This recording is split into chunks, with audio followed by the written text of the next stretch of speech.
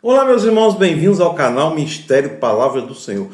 Vamos dar continuidade ao estudo da Bíblia, meus irmãos. Hoje, o capítulo 12 do livro de Apocalipse. A gente, primeiro, antes de estudar o capítulo, a gente tem que lembrar que o capítulo 12, ele é todo com com simbologia, ele é todo cheio de símbolos, tá? Cheio da característica da escrita do Apocalipse, apocalíptica, tá? Preciso entender isso aqui. Não é literal. Em outras palavras, não é literal, tá? A gente vai ler devagarzinho para vocês entenderem.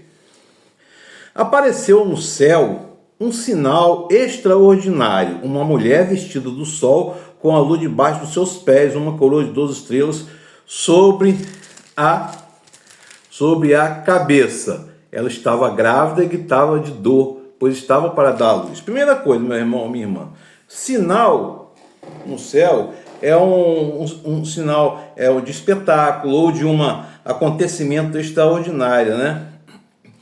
E esse sinal aponta para além dele mesmo. Tem uma outra coisa por trás, tá? A intenção do sinal é mostrar o quê? Essa é a pergunta, tá? Apareceu um risco no céu. O que esse risco, por exemplo, representaria, tá? E quando fala aqui da mulher vestida de sol, alguns falam da questão de Maria, né? Na questão católica de Maria. Mas isso aqui provavelmente é uma referência simbólica à comunidade messiânica de crentes, ou seja, a comunidade dos cristãos, ou dos crentes em Jesus, tá? Por que a gente fala isso aqui? Porque ele fala aqui, ó, coroa de 12 estrelas. 12 estrelas significam as 12 tribos de Israel. Aí você fala assim, por que sempre 12 é sempre Israel? Por quê? Jesus é originário de onde? De Israel. João é da onde? De Israel. Então a gente tem que ter sempre em mente isso aqui. Tem todo um contexto da época da perseguição, da época da igreja nascente e de Israel, tá? Quando ele fala gritava de dor aqui, a gente tem que entender que dor é uma linguagem parecida, né? Que descreve o renascimento de Jerusalém, né? Depois do exílio, como está escrito em Isaías 66,7, tá? E aí vem assim: então apareceu no céu outro sinal. Então aponta para outra coisa, outro espetáculo, outra coisa extraordinária. Um enorme dragão vermelho com 7 cabeças e 10 chifres, tendo sobre as cabeças 7 coroas. Sua cauda arrastou consigo um terço das estrelas do céu, lançando-as na terra. O dragão colocou-se diante da mulher que estava para dar à luz, para devorar o seu filho no momento em que nascesse. Interessante a gente observar aqui agora, com todo cuidado, a gente tem que levar aquele dragão. Dragão, ele é um animal da mitologia, aqui nesse contexto, que é lógico que é diferente daquele lagarto lá chamado dragão de Komodo, que não solta fogo pelas ventas, nem por nada. Aqui é da mitologia, tá? Por quê? Porque os dragões, outros monstros como Leviatã, entendeu? Eles são originários da mitologia dos povos antigos, né? Que é lá o cananeu, os 7 tifão, entendeu? O crocodilo vermelho no Egito, né? E eles são usados, no Antigo Testamento, de forma metafórica para retratar, para falar de inimigos de Deus, tá? E no Novo Testamento, para falar dos inimigos de Israel, tá? De Deus e de Israel, então.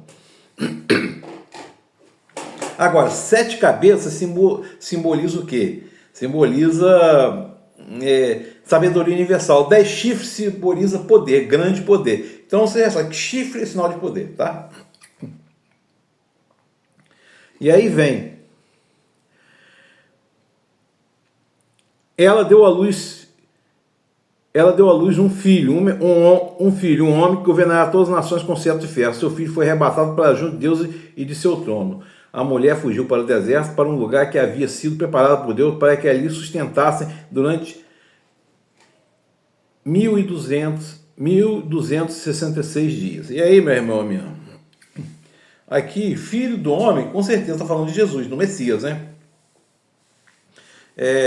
Porque fala do cetro de ferro, né? De sinal de poder também, tá?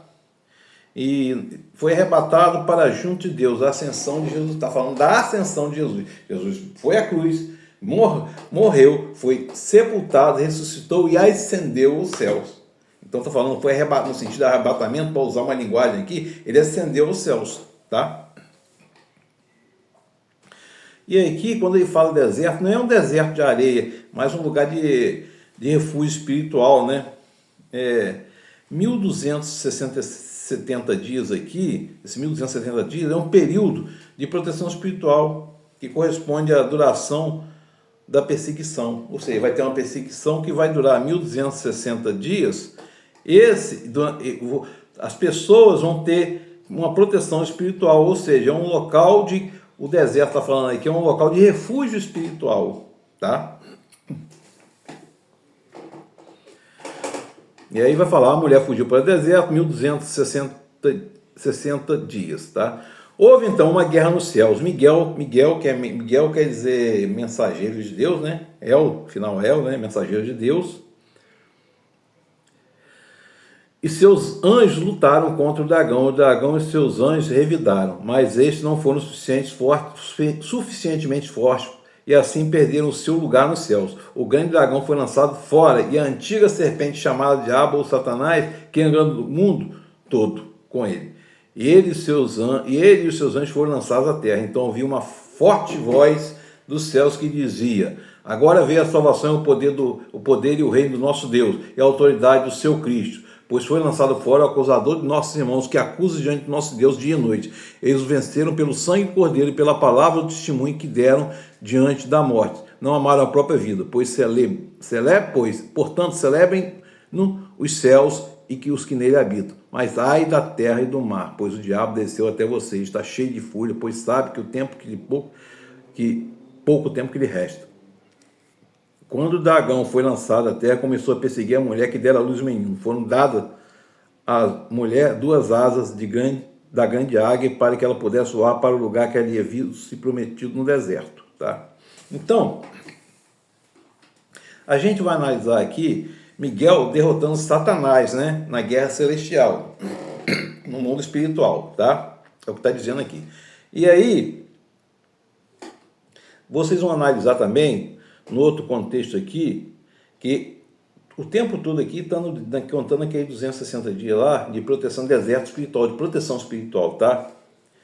E quando ele fala que o grande dragão foi lançado na terra, não foi quando Satanás foi expulso pela primeira vez do céu, mas a sua exclusão definitiva nesse contexto aqui de batalha espiritual. Isso aqui é uma profecia futurista, não pretérita ou historicista, tá vendo? E quando fala aqui Satanás, em hebraico, aí significa separador, acusador, tá? O diabo não tem poder contra a gente, lembre-se disso. Quando fala que resta pouco tempo, está falando aqui do período da derradeira imensa hostilidade que o Satanás vai se dirigir contra o povo de Deus, tá? E quando fala aqui no versículo 13 a 16, você vê que vai perceber que é parecido com Êxodo 13, olha só, a 16, a terra ajudou a mulher abrindo a boca, engolindo o dragão que fizera jorrar da sua boca. É parecido com Êxodo. Por que com Êxodo? Quando Datã e outros questionaram Moisés lá no deserto, o que aconteceu? A terra abriu a boca e engoliu aqueles. Quando está relatado lá em Êxodo, abriu a boca e engoliu aqueles que estão lá, entendeu? Então, olha só. Olha só como que é interessante. O dragão foi lá e começou a perseguir a mulher, né? Perseguia a mulher. E aí você vê que nesse contexto aqui, a gente percebe tudo que está, tudo nesse contexto aqui, volta-se para uma mitologia antiga e volta sempre lá na questão do êxodo durante o deserto. A gente tem que lembrar também que quando fala em êxodo, aí tem lá o Êxodo, Gênesis, né? Aí vem Êxodo, Levítico, Número, Deuteronômio. A gente está lembrando, tem que lembrar ali que esse tempo todo ali, o povo está no deserto ainda. É Êxodo ainda, é uma narrativa no deserto. São períodos no deserto, tá? Né? Porque cada livro está em um lugar, não tem nada disso. Então está se referindo quando a terra abriu a boca lá, fogo e devorou a terra no sentido literal, no sentido metafórico, devorou Datã e seus seguidores na revolta lá contra Moisés, né? E contra Deus. Uma espécie de dragão, tá? E aí quando ele fala aqui no deserto aqui, a gente vai observar a seguinte. E aí vai dizer, foram dadas à mulher as duas asas da grande águia, para que ela pudesse voar para o lugar que lhe havia sido prometido no deserto, onde seria sustentada por um tempo e meio tempo, fora do alcance da serpente. Então a serpente fez jorrar da sua boca água como um rio para alcançar a mulher e arrastá-la com a correnteza. A terra, porém, ajudou a mulher abrindo a boca e engolindo o dragão que fizera jorrar da sua boca. Então aqui, a serpente tentou pegar a mulher, o dragão, e abriu a boca, a terra, e engoliu o mal.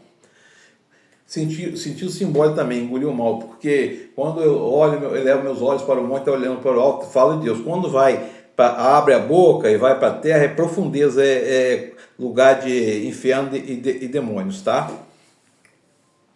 Quando fala aqui desse um tempo e meio tempo, é um ano, né, mais 2 anos, dá mais ou menos 1 ano e meio, 2 anos ali de sustento ali naquela aprovação, tá?